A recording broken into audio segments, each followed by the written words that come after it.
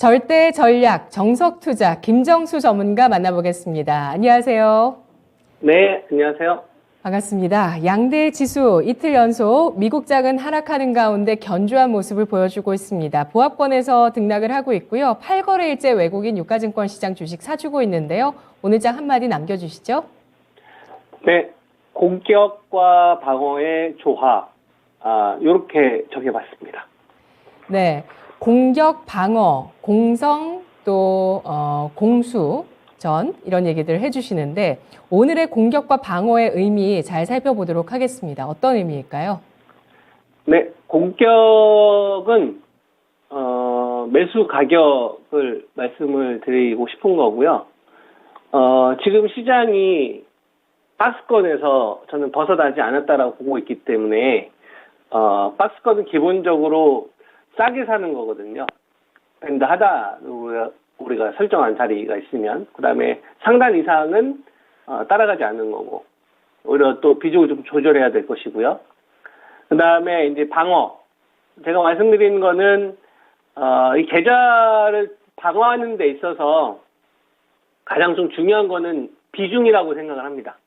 우리가 저점하고 고점은 맞출 수는 없지만 이 정도 평균 단가 이하에서는 우리가 좀 나눠서 살려고 하는 노력을 좀 해야 될 것 같고, 그 다음에 매도 가격 같은 경우도 유가격 이상은 좀 호재가 나오더라도 따라가지 말고 오히려 좀 호재가 나올 때마다 좀 일부 비중을 좀 회수를 해서, 그래서 전체적으로 계좌의 뭉집을 야금야금 늘리는 식으로 가야 되지 않나. 지금 시장이 말 그대로 수렴 구간으로 좀 가고 있기 때문에 공격과 이 방어, 결국은 타겟으로 한 이 기업에 대한 이 매수 가격과 그 다음에 이 비중을 얼마 정도로 내가 설정을 해서 지금 갈 것이냐. 이게 지금 현재 주식시장에서 가장 중요한 승부처가 되지 않을까? 이런 결정들이, 이런 말씀을 좀 드리고 싶은 겁니다. 네. 네. 자, 매수 가격과 비중 관리가 바로 공격과 방어라는 점이고요. 이걸 좀 정말 내 것처럼 잘 활용하면서 전략을 세울 수 있는 그 구체적인 방법들을 좀 알아보도록 하겠습니다. 시장이 굉장히 견조해요.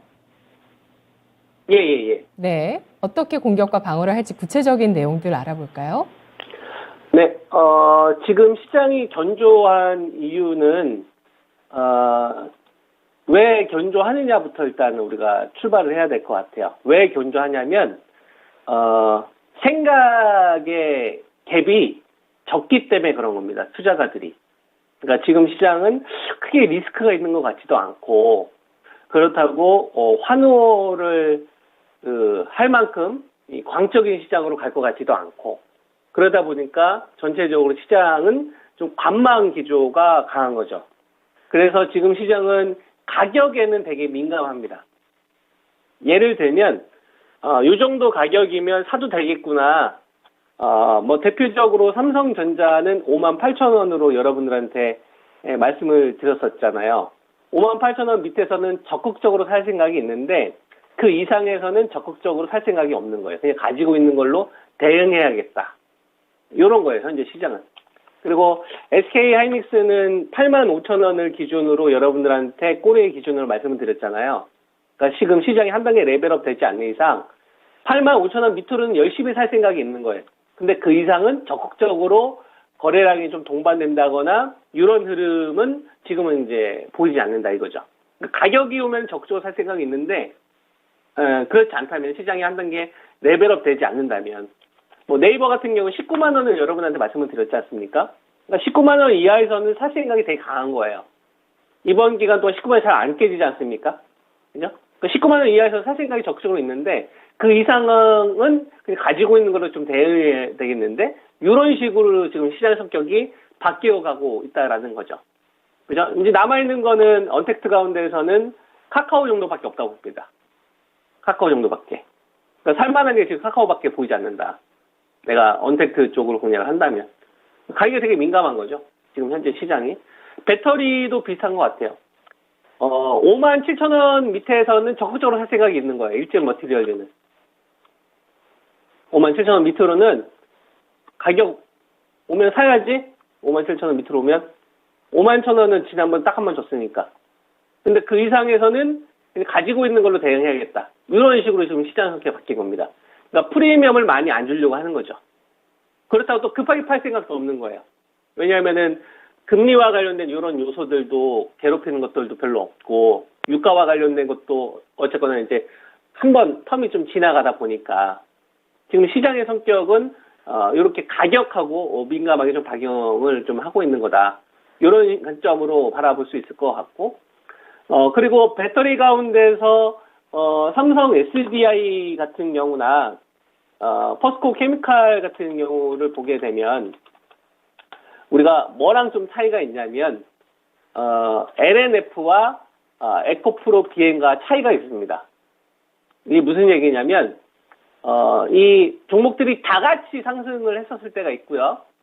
그 다음에 A와 B로 집단이 나누어서 한 번 강하고 한 번 약하고 이렇게 장군 몽군식으로 가겠던 이런 구간들이 좀 진행이 좀 되고 있는데, 잘 보면 같이 이게 번갈아 갔었던 이런 흐름들이 지금 그 누구도 주도하던 흐름들이 보이지 않아요. 에코프로 BAB나 LNF 같은 경우도 17만 원에 반응은 하지만 뭐 주도한다라고까지 표현할 정도는 아니지 않습니까? 그렇다고 뭐 삼성 SDI가 뭐 주도한다 이 정도까지는 아니란 말이에요. 그러면 하다못해 LG 에너지 솔루션이라도 주도를 해야 되는데 바텀에 대한 컨센이 형성되고 있으나 배터리가 이번 시장 씹어먹어야지 이런 건 없다 이거예요. 그러니까 지금 현재 시장에서는 이제 그동안 시장에서 주도 사업이 좀 아니었다고 하더라도 낙폭이 좀 심했던 애들 먼저 좀 챙겨줘야 되겠구나. 낙폭주들 먼저 기본적인 꼬리는 좀 달아줘야 되겠구나. 요 정도 선에서 좀 타협 한번 해보자. 이런 식으로 좀 자금이 배분되고 있는 것이 아니냐. 대표적인 섹터들 같은 경우를 보면은 중국 소비주들 정도가 이번 구간 좀 유독 가겠다는 흐름들이 많이 나왔습니다. 아무래 퍼시픽 같은 경우도 86,800원에서 한 14만 원 선 정도까지 한 저점 대비 꽤 많이 올라왔고요. 그 다음에 LG 생활건강도 그렇고 저점 대비 한 50% 올라왔으니까요. 파라다이스도 그렇고 호텔신라도 그렇고 하나투어도 그렇고 그죠? 그러니까 최근 들어서 주식시장이 과거와 가장 큰 차이점을 좀 보이고 있는 게 2300에서 400선 정도 이 정도 선이면 우리가 박스권으로 가되 요 구간에서 아직 덜 챙기는 주식들 그나마 가격 메리트 그나마 남아있는 애들부터 꼬리를 좀 달아주고 그 다음에 상황을 좀 봐야 되겠구나. 그래서 시장 구도는 점점 고점과 고점이 좀 낮아지고 저점과 저점이 좀 높아지면서 한 곳으로 힘이 수렴되는 형태로 시장이 좀 가고 있다. 여기에 이제 실적 발표를 기다리고 있는 거죠. 실적을 발표 나온 걸 보고 이제 요걸 가지고서 목표치를 확 높여야 되는 섹터들과 아닌 섹터들을 좀 결정해야 되겠구나. 이런 걸 좀 테스트하고 있는 구간이 아니냐. 그래서 바이오 쪽도 잘 보면 셀트리온 같은 경우도 보면 하단에서 계속 수렴하는 흐름들이 많이 나와요. 어느 쪽으로 뭐 방향을 상방으로 튼다거나 하방으로 튼다거나 이런 것보다는 수렴되는 흐름들이 계속 보이지 않습니까? 삼바 같은 경우도 수렴되는 형태들이 좀 많이 보이고. 그러니까 수렴이라는 거는 우리가 다르게 얘기하면 힘을 모으고 있다라고 표현할 수도 있는데 힘을 모으고 있다라고 표현할 수도 있는데 다르게 얘기하면은 애매해서 상황을 조금 더 지켜보고 쏠지 말지 조금 더 한번 흔들지 이걸 아직 투자 주체들이 결정하지 않은 거죠. 그렇기 때문에 현재 시장의 성격은 이것만 보고도 우리가 이제 충분히 알 수 있다라고 보고 있는 거고. 네. 전문가님. 여기에 이제 거래대금의 급변이 좀 터닝 포인트가 될 것 같습니다. 네. 거래대금이요? 예, 알겠습니다. 셀트리온 같은 경우는 오늘은 일단 뭐 4분기 실적은 예상치를 밑돌 것이라는 전망 또 리포트가 나오기도 했습니다. 전체적으로는 이제 시장이 낙폭과대를 해소한 가운데 저가 매수가 좀 살아있는 부분들을 확인할 수 있는 모습이고요. 그리고 말씀해주신 그 지수대에서 지금 일단 뭐 시장이 균형을 잡은 게 아닌가 이런 생각이 드는데요. 설 연휴 앞두고 그렇다면 이전에 시세를 냈던 쪽 아까 중국 소비주도 말씀해 주셨지만 뭐 화장품이라든지 로봇 같은 이런 종목군들 설 연휴 이전에 팔고 갈까요? 쥐고 갈까요? 저는 중국 소비주들은 조금 더 열어놓고 보고 있고요. 그 다음에 테마주들 같은 경우에는 비중 자체를 과하게 두기보다는 일부라도 좀 회수를 하면서 가는 게 저는 맞다고 봅니다. 네, 알겠습니다. 네. 간략하게 답변을 해주셨고요. 이제 시간 다 됐으니까요. 추가적으로 한마디 남겨주실 거면 의견 주시고 아니면 마무리하겠습니다. 네, 설 연휴 잘 보내시기 바랍니다. 네, 알겠습니다. 고맙습니다, 전문가님. 네, 감사합니다. 네, 잘 들었습니다. 자, 지금 시장 업종별로 낙폭 해소를 하고 있습니다. 낙폭과대한 부분들을 해소하는 움직임 나오고 있다는 분석을 하고 있고요. 그 가운데서 저가 매수세들 싼 가격에서는 사겠다는 의지도 분명히 보이고 있는 시장이다라고 보고 있는데요. 다만 여기에서 더 흥분해서 올라갈 만한 부분들에 대해서는 아직 미지수인 상태에서 제한된 움직임을 보여주고 있다는 판단하고 있습니다. 연휴 이후에 또 어떤 패가 나올지 지켜보자라는 그런 심리들. 이 밖에 그래서 실적, 그리고 경제지표, FMC 등등등 좀 체크를 해봐야 되겠죠. 이런 의견 정석투자 김정수 전문가를 통해서 또 확인을 해봤습니다. 자, 지금까지 투자 판단에 도움드릴 수 있는 내용들 알아봤고요. 다만 주가의 상승과 하락을 보장하지 않는다는 점 유의하시면서 투자해 나가시면 좋겠네요. 개장 상황 여기까지였고요. 설 연휴 잘 보내시고 새해 복 많이 받으세요. 고맙습니다.